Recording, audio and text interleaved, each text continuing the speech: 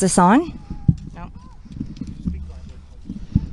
Hello, hello. I don't think it's on, Nick. Oh, it's recording. Okay. Thank you for letting me know. Well, first off, thank you all for coming out here today and being willing to hear what I have to say. I just want you to know that for the press, I truly support freedom of press. I think it's one of the things that makes our country so great. And I really hope that you'll be able to tell my story a little bit better instead of just reporting and repeating maybe some things that you don't like about me or things that were on social media in 2018. You see, the reason why I ran for Congress is because I really don't respect what our government has become. As just an ordinary American, someone who's had to work hard all my life, someone who's been married for almost 25 years and raised 3 kids, and I gotta tell you, my 3 kids are the greatest part of my life. That's the best thing I've ever done, is to be a mom. I really love our country, I love our freedoms, and I sincerely want all of your children and my children and all of us to continue to have the opportunity to have the American dream. But our government is failing us. You see, we're approaching nearly $30 trillion in debt. As a successful business owner for over 20 years, if I ran my company the way this government runs and spends and wastes and puts us in debt with our own hard-earned tax dollars, I'd be out of business a long time ago and we'd be homeless on the streets. But it's much worse than that. For decades now, this government has sold out our American worker, sent our jobs overseas to foreign countries. We've opened our borders wide open to be flooded with illegals coming into our country. Think about Kate Steinle, who was murdered on a pier in California. She died in her father's arms. Krisha Odette, her father served our country 4 tours in the Middle East, protecting our freedoms. When he came back home, his daughter was killed by an illegal alien in Texas. These are the things that shouldn't happen, but these are the policies that are allowed and continued. Our country has made it legal and funded with our tax dollars over 62 million abortions, murdering God's creation in the womb. That is a sin, a disgusting evil that is unfathomable. I can't even believe that it continues. But here's the thing. All of these women that have gone through that, it leaves a hole in their soul that never heals. And those women have been taught that this is the way that they should achieve. This is the way they can build a career. This is a way that they can solve the problem that they didn't want in the first place. That's a horrible lie. It's a terrible lie. As a mother and a woman who's had a successful career, I can tell you being a mom is the greatest gift of my life. I really hope that America can end the evil of abortion. I also want you to know that free speech matters. Free speech really matters. And yesterday, when the Democrats and 11 of my Republican colleagues decided to strip me of my committee assignments, Education and Labor and the Budget Committee, you know what they did? They actually stripped my district of their voice. They stripped my voters of having representation to work for them for the budget. A successful business owner that knows how to make a profit, not a loss. That's what my district voted for me for. I'm a mom with 3 kids who has taken my children to gun-free school zones their entire time they went to school. And when I was in 11th grade at 16 years old, when Joe Biden created gun-free school zones, one of my schoolmates brought 3 guns to school on a school bus in a duffel bag, brought them into the school in the first period class because he was very upset at 2 of his classmates. He pulled out his weapon, went to take control. The coach in the classroom knocked him to the floor, but he was able to reach in and get another one of his guns, fired his weapon, took control of our school, and we were held hostage in our classrooms for 5 hours. I want you to know, I know that fear that David Hogg felt. It's terrifying. It's terrifying when the only person in the building with a gun is very upset and is there to do evil. And there's no good guy with any guns to protect us. That's why when I was in Washington, I could go from Senate office to Senate office, just like David Hogg, and say, vote no to gun control, because we need our Second Amendment rights. We need to be able to protect our children with good guys with guns, just like the people up here protected themselves with 30,000 National Guard troops. Imagine that. They want to leave our children defenseless, but they will surround this place with a big, beautiful border wall and a whole bunch of good guys with guns. See, these are the policies that disgust me. These are the policies that disgust the American people. And these are the policies of hypocrites. You see, when the people in charge want to just spend your money and you have no choice but to give it to them, and believe me, I've been a good taxpayer for years now, and I always will be. And then they want to send our hard-earned dollars over to foreign nations and so-called foreign aid to fund things like border walls and bridges and schools and roads and abortion. That's wrong. Our tax dollars should stay here in America. Our tax dollars should fund our border wall, our bridges, our schools, our roads. They should help our homeless. They should help our people, our forgotten, our orphans, our foster care children. That's what our hard-earned tax dollars should be doing. Not what these people here have been doing for decades. Those that are in charge have been here for decades. Decades. Do you know the average age of retirement? It's around 64, 65 years old in the private sector, but not here in Congress. They cling to power as long as they can because apparently it's addictive and they can't give it up. This is something that I just can't tolerate. I can't take it, and the American people are so sick of it. You see, a record number of Americans voted for President Trump. Record number of Republicans voted for President Trump. Do you want to know why? It's because they loved his policies. They loved his fight. They loved the fact that for once we had a president that stood up for America, stood up for American businesses, and remembered the forgotten man. He was a president that didn't care about your skin color because God created us all equal, and thank God our Constitution affirms that. He was a president that wanted every single person to achieve, and that's why we supported him. That's why I've always supported him. And I want to tell you, Republican voters support him still. The party is his. It doesn't belong to anybody else. This impeachment trial that's going to happen next week is a circus. It's a circus that allows media companies to get lots of clicks, lots of views, and sell ad dollars. And you know what? That's pretty disgusting too. Everyone here knows that he did not cause this attack on the Capitol, nor did I, nor did any Republican, but the responsibility falls squarely on those that invaded the Capitol, the ones that planned it ahead of time. Those are the people that should be held accountable. I was in the chamber, unlike AOC, Representative Ocasio-Cortez, that faked her outrage with another hoax, just another hoax that gets shared everywhere. You see, those kind of fake lies, like AOC, Representative Cori Bush telling people that I attacked her when in fact it was on video that she attacked me.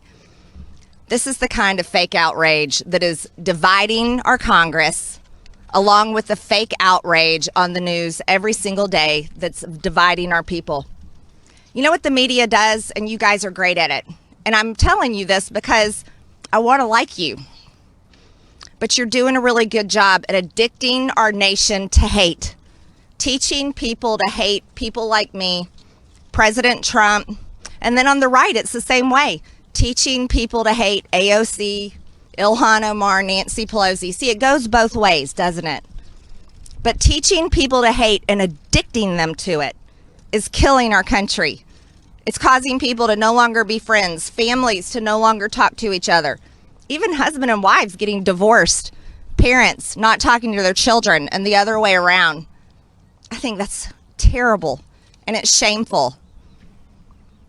When you have such a platform as you have, What do you want your legacy to be? Do you want your legacy to be the platform that destroyed our nation and caused our people to hate one another? Or would you rather be a platform that told the truth because you're given the great gift, the freedom of press, so you can tell the truth? I would love for you to be that platform, and I would be so proud of you. I wouldn't be mad at any of you. I had the greatest opportunity yesterday, and I'm so grateful for it. I got to say what I had done wrong. And do you know how freeing that is? I'm not kidding. I seriously feel blessed by God because I got to do it on a world stage. I got to say, I said things wrong. I believe things that were wrong. And you know what? I'm so happy I got to do that. My district is thrilled with me. People are all over the country are thankful and supporting me. And for that, I'm grateful to them. None of us are perfect. And when we go about our life thinking that we are, we're such hypocrites. Truthfully, we really are. If we think we're perfect and can judge one another, that's such a mistake. So going forward, I've been freed. I do. I feel freed because you know what's happening on these committees? You see, we have basically a tyrannically controlled government right now. The Democrats. We've got Joe Biden writing executive order after executive order, sign him, doing whatever he wants up there in the White House. We have Nancy Pelosi leading the Democrats in Congress to do whatever they want. They don't care what Republicans have to say. They don't care about what our districts and our voters have to say. They only care about pushing their socialist agenda through. They only care about taking away our freedoms. That's not right. So if I was on a committee, I'd be wasting my time because my conservative values wouldn't be heard, and neither would my districts. Right now, my Republican colleagues are being told that their white skin makes them inherently racist, or that their service in our nation's military to our country defending our freedoms makes them bad and a domestic terrorist. How are we at this place? How have we come here? The few bad actions of some do not define the many, and that's the truth. They kicked me off of my committees after spending a year promoting, supporting, funding on Act Blue, BLM, defending, lying, and calling these peaceful protests when there's buildings burning in the background, and sharing bail bond links to get the criminals out of jail. But they want to kick me off committees for social media posts that were conspiracy theories. That's pretty hypocritical. You see, the American people won't forget because they're still reeling from the devastation of this past year, where cities were burned, people were attacked, police officers still dealing with it, attacked night after night. They take that home with them and it hurts their families. Occupying federal buildings, taking over police precincts. So much damage, tearing down statues and monuments, erasing our history. This is what has happened. I do not condone what happened on January 6th. It was one of the scariest days of my life, next to being held hostage in a gun-free school zone when one of my fellow students took it over with a gun and no one protected us. No one could. It was terrible. So I'm going to ask all of you, think about what you report. When you're on the news calling riots peaceful protest, the American people are disgusted with you because you're lying. When you're promoting people that protect these things and want to continue it, people are sick of it. They're fed up because they lost their businesses and they may have gotten hurt, and they're tired of being attacked because they want to wear a red hat that says "Make America Great Again," or they voted for Trump and we're proud of it. Things have got to change. And I tell you again, I'm fine with being kicked off of my committees because it'd be a waste of my time. You know who I am. I'm a very hard worker and I'm proud of it. So now I have a lot of free time on my hands, which means I can talk to a whole lot more people all over this country, and I can talk to more people and make connections and build a huge amount of support that I've already got started with people that want to put America first and don't care about the party lines and don't care about any of the political identities involved. And that's something that I am very excited about. So I look forward to going home and seeing people in my district. I'm thankful and overwhelmed by their support. I'm grateful that I had the opportunity to say the things that I don't believe and I shouldn't have said in the first place. And I'm really grateful to my God because He forgives me, and that's what being a Christian is all about.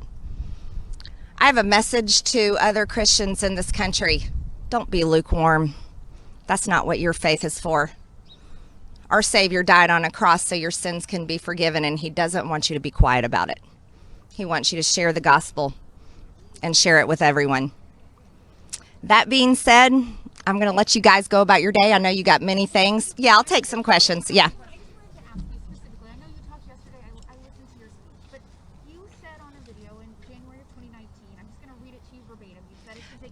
Who are you with? What's your name? I'm Jessica Dean. With CNN, okay. By law, representatives and senators can be kicked out and no longer serve in our government.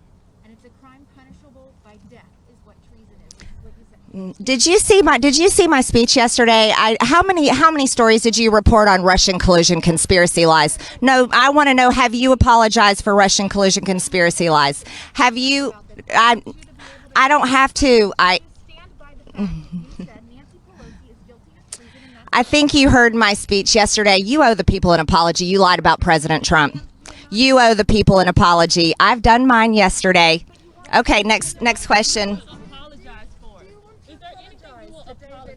Did any of you hear my speech yesterday? Yes, sir. You regret saying that she is guilty of treason and deserving of death.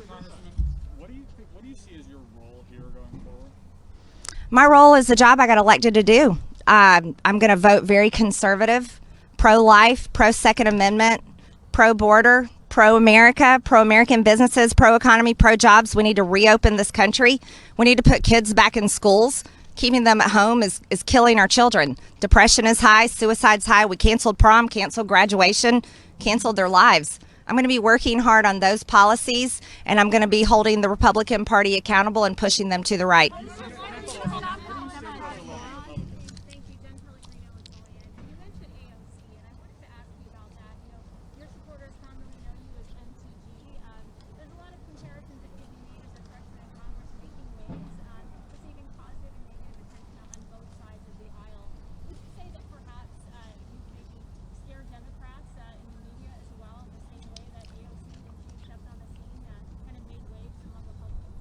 I'd say there's a comparison between us and the fact that we really don't care what other people think about us, because I can say that for myself. I've never met her, but I assume she probably feels that way.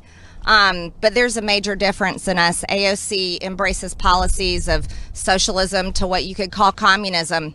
She wants to have all the power, and then the people that she claims she wants to help, her policies would reduce them to poverty, and they wouldn't have many freedoms left. So there's a big difference than us. I support our Constitution and all of our freedoms, and I'll work very hard against her policies. Jen? No, that's not fair. Can you ask somebody else's question? That's not fair. She already had a question. You should answer other people's questions. What do you say to him and the other 10 Republicans that voted against Well, there were 10 that voted for impeachment against President Trump, and they definitely paid the price. They heard from Republican voters. There were 11 that voted against me yesterday, and that's something that our leaders should be very upset about. Kevin McCarthy and the rest of the Republican Party is working hard on taking back the majority, and when you have Republicans in the ranks voting against one of their own, opening the door for Democrats to go after every single Republican next, that really is a big betrayal, and that could cost us the majority in 22. People are very angry. That's all I've heard from people all morning, furious about that. So I hope that my Republican colleagues really think about what they've done. I'm sure they're going to hear from their voters at home, because the base is loyal to President Trump, and the base has been very loyal to me, and they've shown me that. Yes. Tia?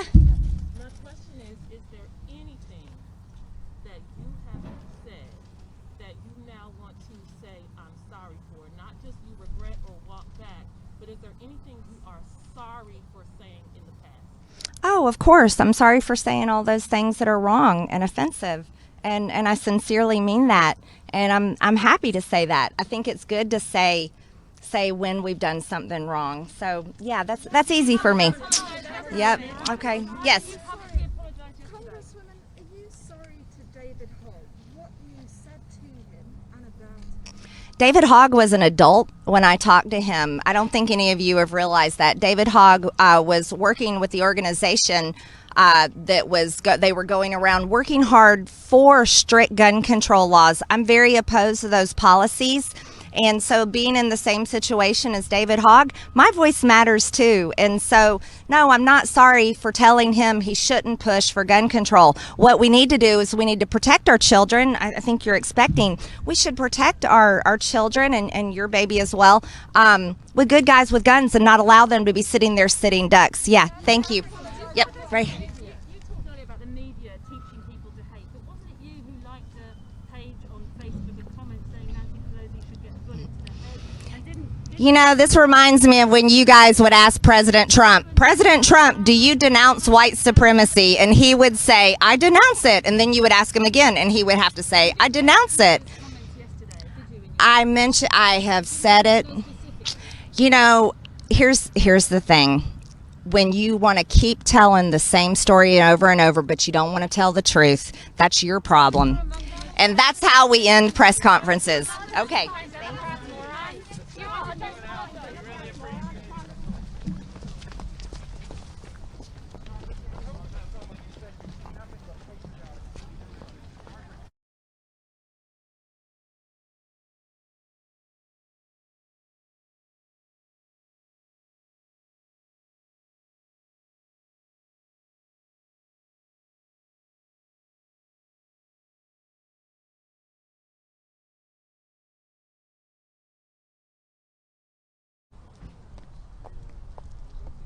You're gonna have to put me in masks. You guys got masks. Put them on. I'm 6 feet away from you, sir. Put your goddamn mask on. Fuck that. Sir, that's very rude to say, and I'm actually you're gonna need to leave, actually. Like, if you're gonna curse at me, I haven't heard yet. you literally said GD, sir. Put a mask on. You said GD. It's very rude. Everyone else is here. Grow up. How about you grow up instead of cursing someone? I'm 6 feet away from you, sir. I just told my press assistant that she's gonna put a mask on because she's gonna come over here. Don't speak to me like that ever again.